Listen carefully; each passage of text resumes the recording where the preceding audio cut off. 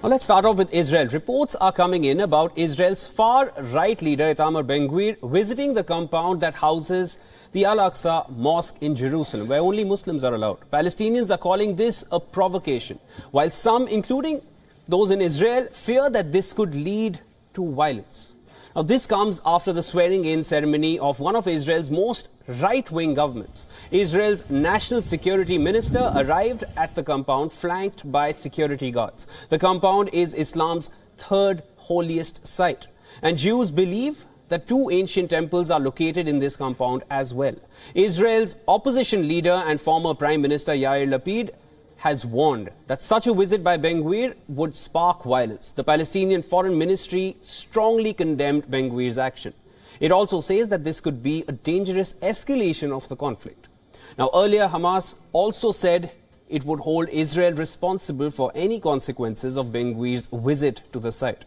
However, Ben-Gvir published a statement in which he says, and I'm quoting here, "Our government will not surrender to the threats of Hamas." In 2000, former Israeli Prime Minister Ariel Sharon's entry into the site sparked the second Palestinian Intifada, or uprising or rebellion. For more on this, we are being joined by our correspondent Jody Cohen on the phone line. Jody, what exactly is going on here, and what's the motive behind Ben-Gvir's visit?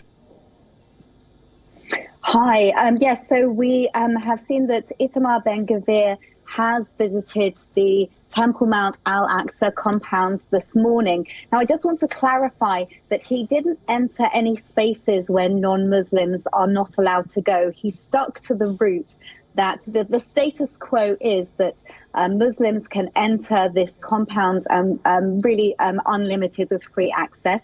Non-Muslims can access through one gate during limited times with police presence and going by a very specific route, and they're not allowed to pray.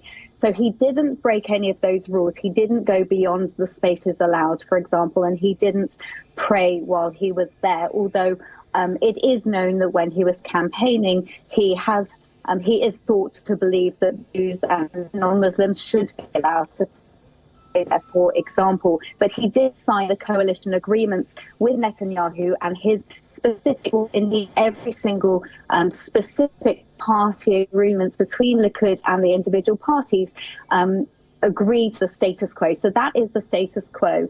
We know that he visited today, and today is a holy day in Judaism because it's a fast day. It commemorates the beginning of the destruction of the second holy temple, which is not just a belief that the temple existed. Archaeologists would say that evidence shows that the temples were there in that place, which is the most holy place to Jews in the world today. And it also, of course, is the third most holy place to Muslims as well, because that's where the Al-Aqsa Mosque sits today.